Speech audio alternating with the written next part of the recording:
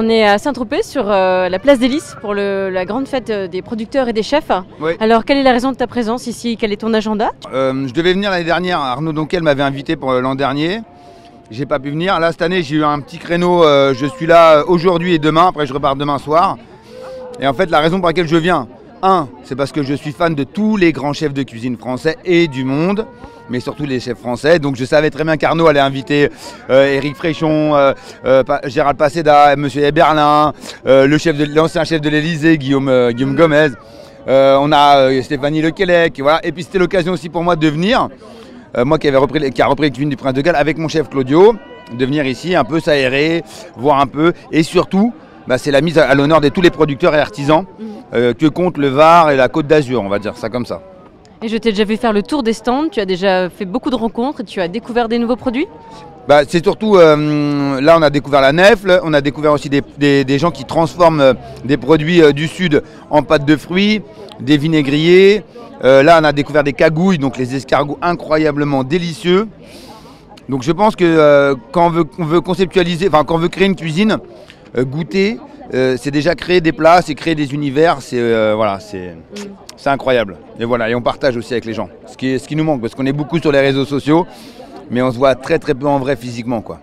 Voilà, donc c'est l'occasion aussi de parler aux gens et de voir le sourire, et que quand même dans l'actualité qui est un peu compliquée, il y a quand même du bonheur. Je bois mon petit thé, c'est pour mes petits reins. Ce soir à 18 h, tu fais une démonstration avec ton chef. Qu'est-ce que tu vas préparer? Alors, je suis pas tout seul parce que j'ai Claudio, donc mon chef, Claudio qui est le chef du 19.20. Je suis avec Guylaine Arabian, qui est la jury de Top Chef, celle qui m'a mis, qui est dans ma saison. Et on va cuisiner que du végétal. Voilà, on va faire donc des pois croquants, on va faire de la courgette, on va avoir de la petite betterave, on va mettre de la celtus, on va faire ça avec de l'huile d'olive de mon ami l'huilerie Saint-Michel, Karim, à Menton. Et puis on va rajouter une petite confiote de citron de Menton aussi dessus. Voilà, on va faire du végétal, on va s'amuser. Donc ça c'est ce soir à 18 h place des Lys, oui. Donc soyez au rendez-vous. Tu as parlé du... Sinon j'ai un stand à chichi, c'est Nono le chichi, c'est 3 balles de chichi. Voilà, vous venez. Voilà, venez nombreux, c'est à 20 h. Une bonne affaire et c'est bio. Et alors le bio, alors ça, voilà, ça sera bon. Moi le bio, alors... moi le voilà. Mais sinon je suis content d'être là, franchement on va s'amuser. Tu as parlé du 19-20, donc ça c'est vraiment ta nouvelle adresse. Ouais. Déjà pourquoi ça s'appelle le 19-20? Alors le 19.20 c'est en l'honneur de l'année de création de l'hôtel. Il faut savoir que c'était 2 frangins qui avaient donc l'hôtel qui était aussi le Georges V.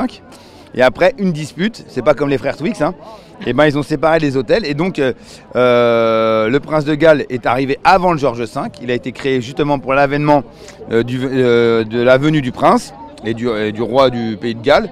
Et donc ils ont créé cet hôtel, le Prince de Galles, et en même temps ils ont créé le restaurant. Donc c'est l'année de la création. Et après, ils ont dissocié. Donc le Georges V est arrivé.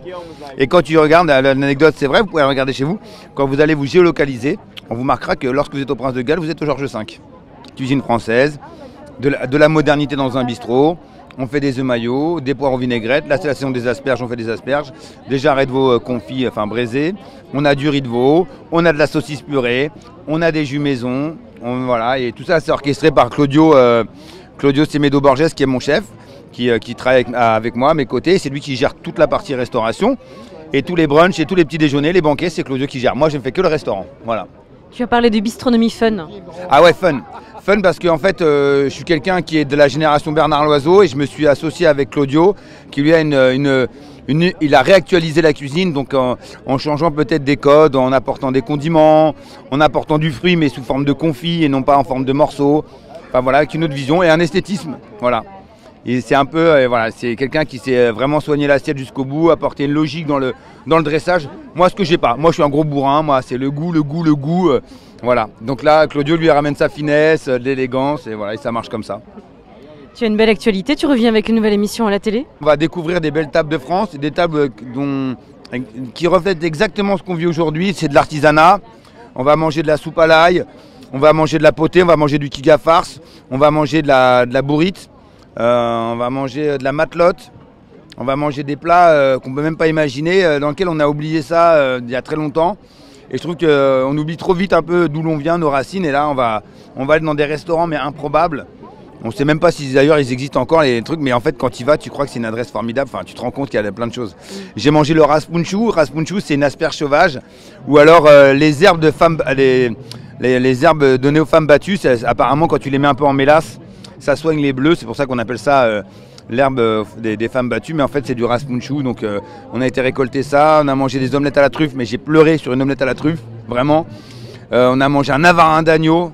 Qui connaît ça aujourd'hui? Ben voilà, on a découvert ça avec 2 jeunes filles qui élèvent des agneaux, productrices d'agneaux, incroyable. La France, elle est géniale, quoi. Toujours de belles rencontres, de beaux territoires et de beaux produits locaux. Ouais, parce que je pense qu'aujourd'hui, on a besoin de retrouver, on est tous un peu déstabilisés, on est tous déboussolés par rapport à ce qu'on vit. On est dans la modernité, tout va vite, les réseaux sociaux. Est-ce que je mets la nouvelle chemise en fibre de bambou carbonisée, je sais pas quoi? Moi, j'ai envie de dire aux gens, vous emmerdez pas. Derrière, là, derrière nous, on a des producteurs, des restaurateurs, des petits agriculteurs qui nous font des produits de dingue, et c'est pas cher. Voilà. Et qu'il n'y a pas de honte à retourner dans quelque chose de très populaire. Et je le fais pourquoi? Parce qu'il y a un pays que j'aime beaucoup qui s'appelle l'Italie, qui a gardé ses valeurs traditionnelles, ses valeurs familiales, et c'est ce qui fait que ça marche. Aujourd'hui, c'est ça. Et aujourd'hui, j'ai l'impression que nous, on a perdu notre famille parce qu'on s'est fourvoyé dans des histoires un peu trop modernes, un peu trop high-tech, un peu trop américanisées, quoi.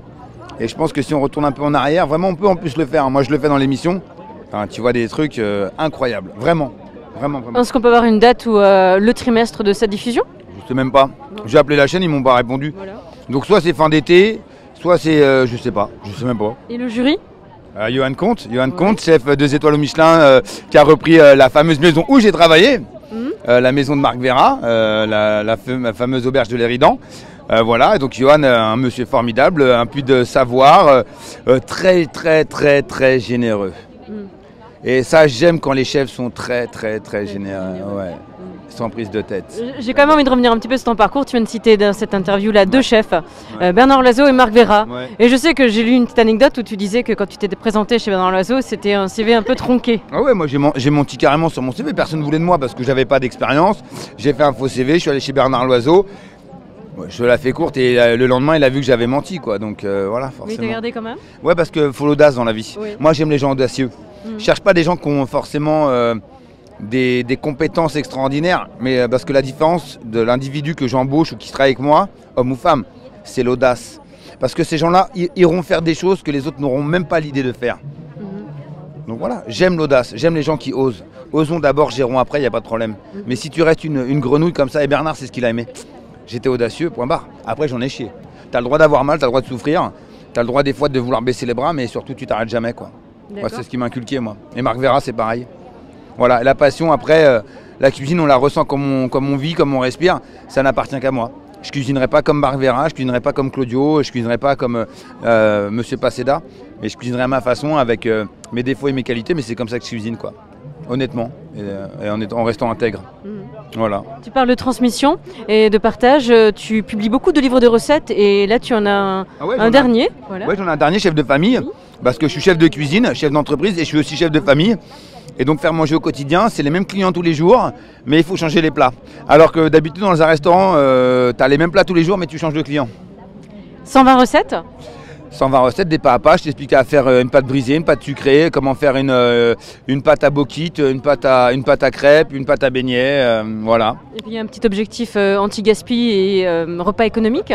Alors l'anti-gaspi, je vais vous dire honnêtement, oui, je fais attention à ça, c'est surtout le budget. Et comment ne pas se faire chier quand tu as du riz et des pâtes tous les jours. Parce que moi ça m'arrive aussi, hein. T'as beau gagner de l'argent, tu sais, au bout d'un moment, les enfants, on ne peut pas créer des produits, hein. Des riz, pâtes, quinoa, semoule. C'est pas intarissable, hein, tu vois, donc au moment il faut faire des fonds de roulement et donc là j'ai décidé de faire un livre pour les chefs de famille et chefs FE aussi, les femmes. C'est bien. Voilà.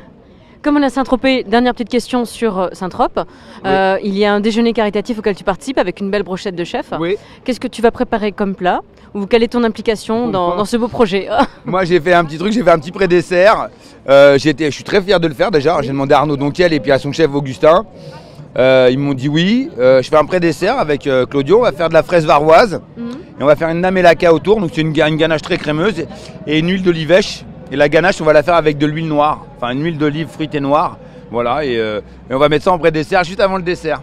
Voilà, on a réussi à se faufiler dans ce menu. Beau menu et une belle brigade. Est-ce que tu peux nous citer quels sont les chefs qui participent à ce beau menu? sans dire de bêtises, Frédéric Anton, il y a Paseda, il y a Le Quélec. C'est déjà pas mal, ça fait beaucoup de monde, ça ferait beaucoup de plats. Et après, je sais plus, il y a un chef 2 étoiles, je crois. Voilà. Ah, Olivier Nasty. Oh là là, l'Alsacien. Oh, j'ai été manger chez lui, incroyable. Voilà. Et derrière, et après, il y aura Norbert Tarrin avec Claudio. Voilà. Nous, on sera là sur la fraise. Est-ce qu'on peut voir Claudio? Claudio, il est là, Claudio, regardez. Oui, il faut qu'il vienne. Ouais, vous allez comprendre quand je vous parle d'esthétisme. Vous allez voir. Viens là, toi. Oui. Vous allez voir la différence entre l'esthétisme et voilà, regardez. Voilà. Bonjour. Voilà, un petit mot sur le 19.20. Bah, venez, on vous attend aussi nombreux avec une carte qu'on a mis ensemble en collaboration avec Norbert. Des produits de saison, de la grande classique de la cuisine française. Ah, mais des il y a un beau menu à 49 €, 3 plats. 3 plats, entrée, plat, dessert. Alors là Non, alors je vais te dire, l'idée, alors toutes les idées, enfin, le côté général, on échange avec Claudio. Moi j'ai dit je veux un menu abordable à entrée, plat, dessert, 49 €. Après Claudio, je lui dis je veux de la carotte râpée. Et Claudio après, lui il crée, il façonne à son image sa cuisine et après on goûte et on rectifie et on trace. Je n'ai pas pour habitude de prendre la personnalité du chef pour me l'approprier. Moi, mon idée, c'est de pouvoir mettre en place quelque chose qui soit abordable, généreux. Et Claudio, il va vous parler de cuisine parce qu'il sait très bien parler de cuisine. Voilà. Moi, sur ce, je vais aller voir parce que j'ai vu qu'il y avait des bonnes tapenades. Merci à Nouvelle Gastronomie, tout ça, Nouvelle Gastronomie. Je vous laisse avec Claudio. Ah bah ouais. Super. Qu'est-ce qu'on peut avoir, par exemple, comme menu? À ce moment, oui, en ce moment, on a un radis beurre. Ok, c'est quand on a un radis beurre et si tu attends un radis avec un peu de beurre, bah, tout à fait non, bien sûr. Un menu à 49 €, mais c'est travaillé. Oui. On a un radis qu'on soigne, on travaille en plusieurs textures. On le fait en gelé, on le fait un peu en pickles. Et, vous allez trouver un œuf mayo à l'essence de persil. Ok, on la revisite en poulet mayo, on ramène un côté croustillant avec des oignons frits. Et après, en plat, vous avez une cuisse de volaille, mais en 2 textures. Donc vous allez avoir une cuisse croustillante, une cuisse fondante. Il y a une garniture, des asperges blanches parce qu'on est en pleine saison. Il y a un dessert, on a un chariot de dessert qui est énorme, avec un Paris-Brest, des tartes Linzer, tout ça. Quel est votre parcours et comment est-ce que vous êtes rencontré avec Norbert pour former aujourd'hui ce duo au Prince de Galles? Alors mon parcours, j'ai commencé tout en bas, comme tout le monde. Okay, j'ai fait un bac pro et après je me suis retrouvé dans le restaurant Une Étoile, Les Climats, avec Julien Boscus. Après j'ai été au Bristol avec Eric Fréchon pendant 6 ans, parce que j'ai vachement appris, et ça m'a forgé. Et puis j'ai été au Peninsula avec David Bézé, 2 étoiles Michelin, donc j'ai resté aussi longtemps aussi, ça nous a forgé, ça m'a donné l'amplitude de la cuisine. Oui. Et puis voilà, j'ai rencontré Norbert parce que je savais qu'on faisait une ouverture au 19.20. Il cherchait un chef et moi je voulais l'aventure. Ça change certes, parce que j'ai fait que de la gastronomie, j'ai fait que des étoilés. Mais les défis en fait c'était de faire ce que personne ne faisait. Rentrer dans un hôtel 5 étoiles sur Paris, faire un menu à 49 €, je me suis dit mais c'est fou. Et du coup on y est, ça marche très bien et on est très content. Merci beaucoup.